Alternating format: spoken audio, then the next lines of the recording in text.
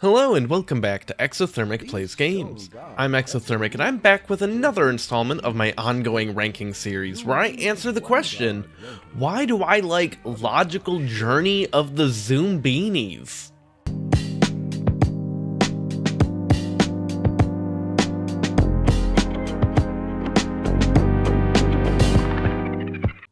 Logical Journey is the first release of the Zoombinis franchise, a series of educational puzzle games, and has since been rebranded for modern operating systems as simply Zoombinis.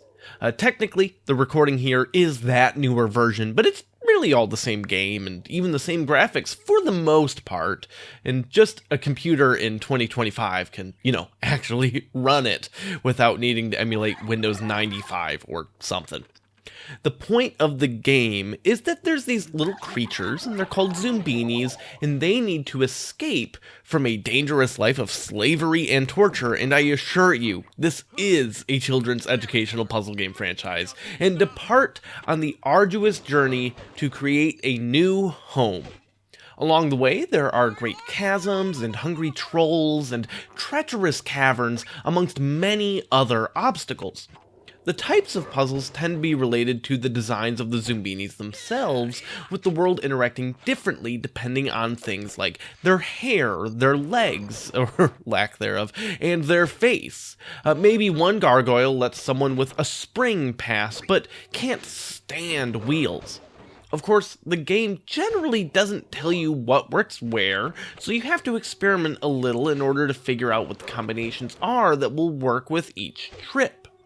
And when I say each trip, just know that you're taking a whole lot of these trips. Getting to safety is only one small part of the game, and as you make decisions about which paths to take, ultimately determining the selection of puzzles you'll need to solve, you may lose Zoombinis along the way, and you have to build up this village dozens of times in order to fully beat the game. But also, the more times you complete the puzzles, the harder they get. It continues to scale in difficulty as you go. Don't get me wrong, it's still a children's logic puzzle game, and I'm not saying that to downplay some of the challenge it does present later on, but it's ultimately not going to be the most difficult thing in the world, right? That being said, you'll inevitably make mistakes, and there's some mechanics built in to help with that.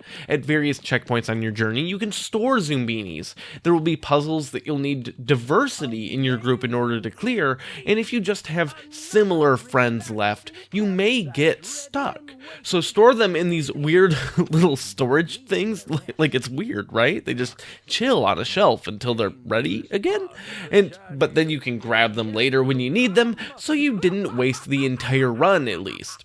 And that brings me to the ranking. It's a pretty simple, straightforward game. As a person that loves puzzle games, and being one of the first ones I really remember playing, Logical Journey of the Zoombinis is my new 206th favorite video game of all time. It's wedged between Mario Kart 64 at 205 and Castle Crashers is the new 207. Some other nearby games are the original Final Fantasy at 204, Age of Empires 2 at 212, and Lego Star Wars at 202. The game actually ranked a little higher than I anticipated, and that's one of the reasons it wasn't on the original rankings, actually. I was only 2 years old when this game came out, and my older sibling played it a lot in the late 90s. So naturally, like any 3 or 4-year-old, I wanted to do whatever they wanted to do. The problem is, I didn't fully understand all of it yet, so it still wound up being one of the foundations in creating my love for puzzles and puzzle games, but I didn't actually get to experience a lot of it at the time. So when I decided I wanted to make a video for it, it was really mostly in honor of that, but then also to see how much more depth in the puzzles were there than maybe I originally experienced, and there is a lot more, I'll give it that. I've still never fully beaten the game, but I plan to really spend more time with it at some point and just see how difficult it can get once you're at that maximum difficulty.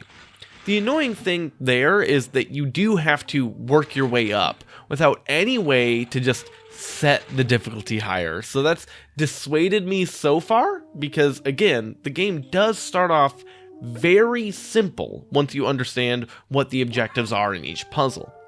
From an age perspective, the game still absolutely holds up and is, I think, excellent for its intended purpose as an educational game.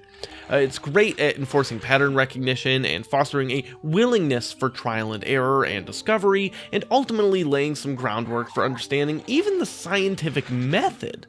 The predominant way that the game enforces the logical deduction work is to just mess around and find out, and I love that. I do just absolutely love that it doesn't try to help you right away, and instead waits to give you clues until after you've made some punishing mistakes.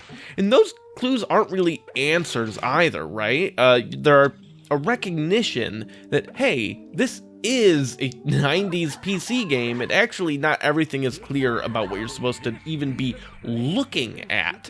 So you just get some nudges in that direction, and that's very good, I think, to handle it that way. Who knows, maybe after I've eventually sat down and really played a lot more of the game, I'll re-rank it from the perspective of an adult doing these puzzles rather than thinking about it as a child, right? And until then, that's all I've got on Zoombinis, so I hope you've enjoyed the video. If you've played the Zoombinis games, either growing up or as an adult, I'd love to hear your thoughts on it, either in the comments on this video or in the video thread on my Discord server. But that's me for today, so if you have a great rest of your day, goodbye.